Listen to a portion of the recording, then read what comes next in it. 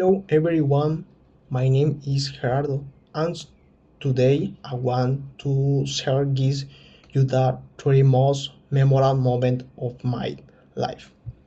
First, when I learned to be a DJ, my dad when I was 8. I happened at home in Tizimin. I love music, but learning how to mix so was the best. I left like the happiest kid and that worked.